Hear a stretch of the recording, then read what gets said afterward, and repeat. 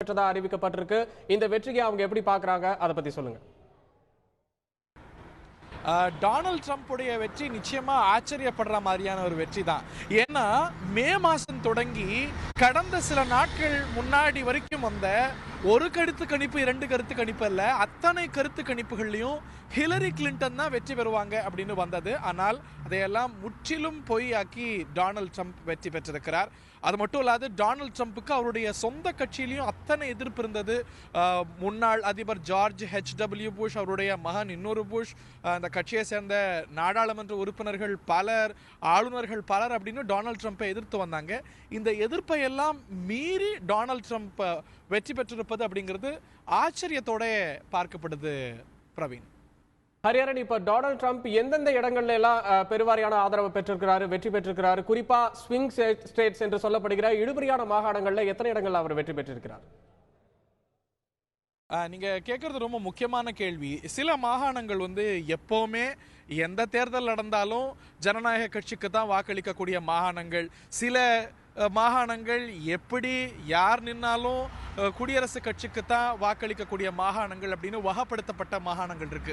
உதாரணத்துக்கு நாம இருக்கக்கூடிய இந்த நியூயார்க் பகுதி பார்த்தா எல்லா தேர்தலையும் 1988 தொடங்கி எல்லா தேர்தலையுமே ஜனநாயக கட்சிக்கு தான் வாக்களிச்சு வந்த மாகாணம். இப்போ ஒரு கடந்த சில நாட்களா இங்க எல்லா மக்களையும் சந்திச்சோம். எல்லாரும் ஹிலரி கிளின்டன் தான் ஜெயிக்கிறாங்க அப்படின்னு சொன்னாங்க. இதுதான் இந்த மாகாணத்துடைய மனநிலை. இந்த ஸ்விங் ஸ்டேட்ஸ் அப்படின்னு சொல்லக்கூடிய இந்த எந்த பக்கமும் வாக்களிக்கலாம் அப்படின்னு சொல்லக்கூடிய மாகாணங்கள் தான் ரொம்ப முக்கியமானது. அதுல டொனால்ட் ட்ரம்ப்புக்கு ஒரு கேம் சேஞ்சரா இருந்திருக்கக்கூடிய மாகாணங்கள் அப்படின்னு பார்க்கும்போது ஒஹாயோ, மிஷிகன் உள்ளிட்ட மாகாணங்களை சொல்லலாம். அதை தாண்டி இந்த சவுத் கேரோலினா மாதிரி இந்த ஒரு கன்சர்வேட்டிவ் ஸ்டேட்ஸ் அப்படின்னு சொல்லுவாங்க, பாரம்பரியமா இந்த ரிப்பப்ளிக்கன் கட்சிக்கு வாக்களிக்கக்கூடிய அந்த மாதிரியான ஒரு பாரம்பரிய மனநிலை கொண்ட வாக்காளர்கள் கொண்ட மாகாணங்கள் எல்லாம் ரொம்ப இலகுவா டொனால்ட் ட்ரம்ப் ஜெயிச்சிருக்காரு. ஒஹாயோ, மிஷிகன் மாதிரியான மாகாணங்கள்ல இந்த ஸ்விங் ஸ்டேட்ஸ்ல அவர் ஜெயிச்சதுல ரொம்ப முக்கியமான மாகாணங்களா அதை பட்டியலிடலாம். பிரவீன், ஹரிஹரன், இப்போ டொனால்ட் ட்ரம்ப் வெற்றி பெற்றிருக்க அதே நேரத்தில் ஹிலரி கிளின்டனோட தோல்வி பத்தி பேசும்போது ஒரு கருப்பினத்தவரை கூட அதிபரா ஆக்குவோம், ஆனா ஒரு பெண்ணை ஆக்க மாட்டோன்ற மனநிலை அமெரிக்கர்கள் மத்தியில் இருக்குன்னு சொல்லப்படுதே, அதை பத்தி சொல்லுங்க. நிச்சயமா அதை குறிப்பிட்டாகணும் பிரவீன். 1966 இந்தியாவுக்கு ஒரு பெண் அரச தலைவர் அப்படிங்கிறவர் சாத்தியமாக இருக்கிறார். இந்திரா காந்தி அப்பயே பிரதமர் ஆயிட்டாங்க. இது வரைக்கும் உலக வரலாற்றில், ஜனநாயக வரலாற்றில் 79 பெண்கள் அதிபர்களா, ஆட்சி தலைவர்களா இருந்திருக்கிறாங்க. 72 பெண்கள் பிரதமர்களா இருந்திருக்கிறாங்க. உலகத்துல பல்வேறு கண்டங்கள்ல, பல்வேறு நாடுகள்ல. ஆனா ஓல்டஸ்ட் டெமோக்ரசி, உலகத்துடைய மிக பழமையான ஜனநாயகம் அப்படின்னு தன்னை சொல்லிக் கொள்ளக்கூடிய, வர்ணிக்கப்படக்கூடிய அமெரிக்கால இந்த 227 ஆண்டு கால வரலாற்றுல ஒரு பெண் கூட அதிபரானது இல்லை. அதிபரை விட்டுருங்க, அதிபர் வேட்பாளராக கூட 2 பிரதான கட்சிகளும் ஒரு பெண்ணை நிறுத்தியதில்லை. இம்முறைதான் அதற்கு நெருக்கமான ஒரு சூழ்நிலையே ஏற்பட்டு ஹிலரி கிளின்டன் அந்த ஒரு சூழ்நிலையை பெறுவாரா, பெண் அதிபர் ஆவாரா அப்படிங்கிற கேள்வியே எழுந்தது. அதுவும் தவிடுபடியானது. ஆனால் அவங்க பெண் என்பதனால மட்டுமே இந்த ஒரு நிலையா அப்படின்னா அது ஒரு கேள்விக்குறி. மல்டிபிள் ஃபேக்டர்ஸ், அதுவும் ஒரு காரணமாக இருக்கலாம். இங்கே இருக்கக்கூடிய இந்த ஒரு கன்சர்வேட்டிவ் பிஹேவியர் ஒரு காரணமாக இருக்கலாம். அதை தாண்டி 8 ஆண்டுகள் அவங்களுடைய கட்சியை சேர்ந்த ஒபாமாவுடைய ஆட்சி நடந்திருக்கிறது. 2 முறை ஒபாமா ஆட்சியை நடத்தியிருக்கிறார். அதனால அந்த ஆட்சியின் மீது ஏற்படக்கூடிய இயல்பான ஆன்டி இன்கம்பன்சியும் ஒரு முக்கியமான ஃபேக்டரா இருந்திருக்க கூடும் அப்படின்னு சொல்லப்படுது. ஒபாமா ஆட்சியுடைய இந்த பிரச்சனைகள்லாம் ஹிலரி கிளின்டன் உடைய இந்த ஒரு தோல்விக்கு ஒரு பெரும் பங்காற்றி இருக்கு அப்படின்னு சொல்லணும். அதே போல இந்த ஒரு விமர்சனம் நிச்சயமா அமெரிக்கா மேல மேலோங்கும். ஒரு பெண்ணை அவங்க எலெக்ட் பண்றதுக்கு தயங்குறாங்க, அது சாத்தியமாகல, ஒரு பெண்ணை ஏத்துக்கிறதுக்கு அமெரிக்கர்கள் தயங்குறாங்க அப்படிங்கிற ஒரு பெயர் நிச்சயமா நிலைத்து நிற்கும் அப்படிங்கிறதையும் நம்ம மறுக்க முடியாது. ஹரிஹரன், இப்ப நீங்க ஆன்டி இன்கம்பன்சி பத்தி சொன்னீங்க. அதே சமயத்துல ஒரு நீண்ட இடைவெளிக்கு அப்புறமா ஆளும் அதிபரை சார்ந்த ஒரு கட்சி காங்கிரஸ்ல இடம் பிடிச்சிருக்காங்க. இதை எப்படி பாக்குறாங்க, அதை பத்தி சொல்லுங்க. Can you repeat the question? திருப்பி சொல்றீங்களா? ஹரிஹரன், இப்ப நீங்க ஆன்டி இன்கம்பன்சி பத்தி சொன்னீங்க. அதே நேரத்துல ஒரு நீண்ட இடைவெளிக்கு பிறகு ஆளும் அதிபரை சார்ந்த ஒரு கட்சி காங்கிரஸ்ல இடம் பிடிச்சிருக்காங்க. இதை பத்தி சொல்லுங்க. அது ரொம்ப ரொம்ப முக்கியமான விஷயம் பிரவீன். ஏன்னா இது வரைக்கும் கடந்த அதிபரோட நிலை, அதற்கு முந்தைய அதிபரோட நிலையெல்லாம் ரொம்ப சிக்கலானது. அவங்க அதிபர் ஆயிடுவாங்க, ஆனா அதிபர் மட்டுமே இங்க எல்லா முடிவுகளையும் எடுக்க முடியாது. ஒரு நாட்டுடைய தூதரை நியமிக்கணும்னா கூட மக்களவை, மாநிலங்களவை இதோடைய ஒப்புதல் எல்லாம் பெற வேண்டிய ஒரு சூழ்நிலை தான் அமெரிக்கால. அதனால பல முக்கியமான முடிவுகளை அதிபர் எடுத்தாலும் கூட அதை செயலாக்க முடியாத ஒரு சூழ்நிலையை கடந்த காலங்களில் நம்ம பார்த்திருக்கோம். குறிப்பா 2013க்கு பிறகு ஒபாமாவுக்கு நிறைய சிக்கல்கள் இருந்தது. ஆனா அது போன்ற ஒரு சிக்கல் ஏற்படாத ஒரு சூழ்நிலை டொனால்ட் ட்ரம்ப்புக்கு வந்திருக்கிறது. ஏனென்றால் நாடாளுமன்ற, மக்களவை, மாநிலங்களவை ரெண்டுத்திலையுமே அதிபருடைய கட்சிக்கு பெரும்பான்மை கிடைச்சிருக்கு. ஆக பெரிய சிரமம் ஏதுமின்றி டொனால்ட் ட்ரம்ப் தான் விரும்பிய விஷயத்தை, தான் எடுக்கக்கூடிய முடிவுகளுக்கு செயல் வடிவம் கொடுக்கக்கூடிய ஒரு சூழ்நிலை ஏற்பட்டிருக்கு.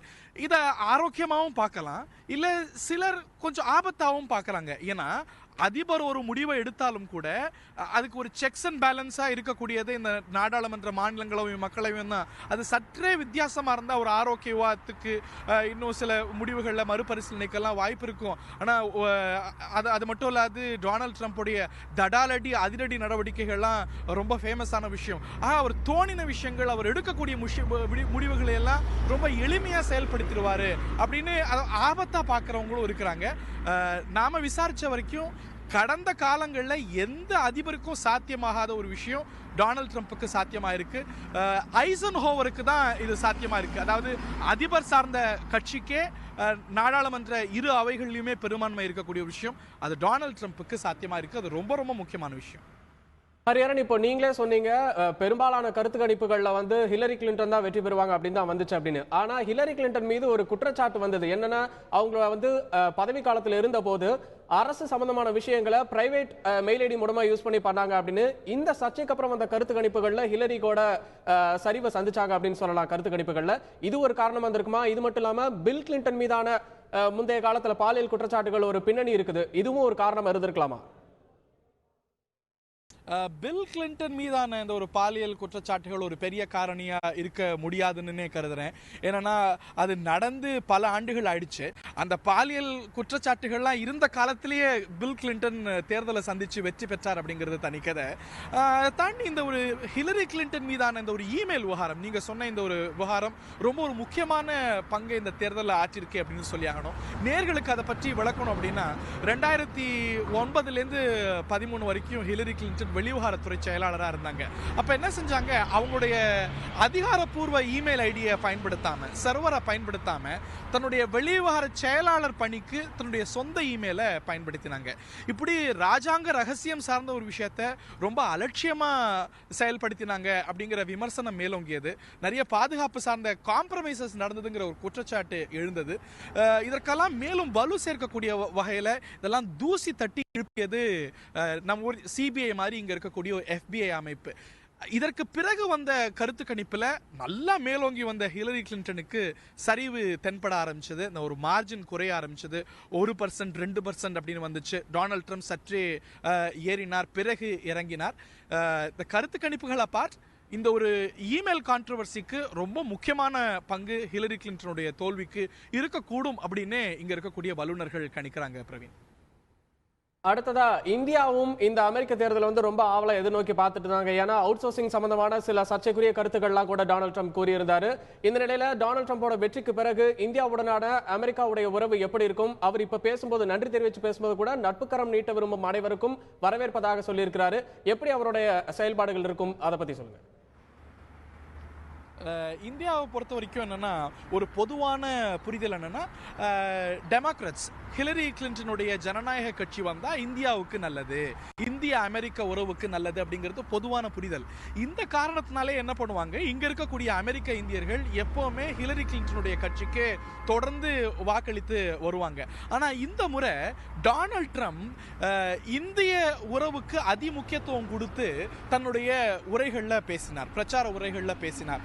அமெரிக்க இந்தியர்களையும் நிறைய குறி வச்சு தன்னுடைய பிரச்சார யுக்திகளை வடிவமைச்சார். நரேந்திர மோடி சொன்ன மாதிரி ஆப்கி பார் ட்ரம்ப் சர்க்கார் அப்படின்னு ஹிந்தியில எல்லாம் பேசி வாக்கு சேகரிச்சார். எனக்கு இந்தியாவை ரொம்ப பிடிக்கும் அப்படின்னாரு.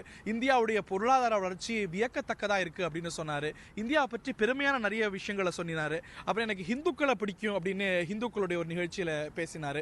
இந்த மாதிரி இந்திய நட்பை விரும்புற மாதிரியான சில தோரணைகளை அது சார்ந்த சமிஞ்ஞைகளை சமீபத்தில் கொடுத்ததுனால இந்திய உறவுக்கு டொனால்ட் ட்ரம்ப் முக்கியத்துவம் கொடுப்பதற்கான வாய்ப்புகள் நிறைய இருக்கிறது. அதை தாண்டி பாகிஸ்தான் பற்றி அவர் கடுமையா சமீப காலங்களில் பேசியிருக்கிறார், பிரச்சாரங்களில் கூட பேசியிருக்கிறாரு அப்படிங்கிறதையும் நம்ம மறுத்துட முடியாது. இது நம்ம பாசிட்டிவா ஹோப் பண்றதுக்கான காரணிகள். அது மட்டும் இல்லாத இந்த இமிகிரேஷன் சார்ந்த விஷயங்கள்ல ஒரு கடுமையான நிலைப்பாட்டை நம்ம இமிகிரேஷன் லாஸ் எல்லாம் டஃபர் ஆக்கணும் அப்படின்னு சொன்ன விஷயங்கள்லாம் இங்க பணியாற்றக்கூடிய இந்தியர்கள் மத்தியில அச்சத்தை ஏற்படுத்தியிருக்கு அப்படின்னு சொன்னாலும் மிகையல்ல. இது எல்லாமே எப்படி நகர போகிறது, பிரச்சாரத்தில் அவர் சொன்ன நிலைப்பாடுகளை தான் அதிபராக எடுக்க போறாரா இல்ல மாற்றங்கள் இருக்க போறதா அப்படிங்கறத நம்ம நாட்கள் போக போக தான் தெரிஞ்சுக்க முடியும். பிரவீன்.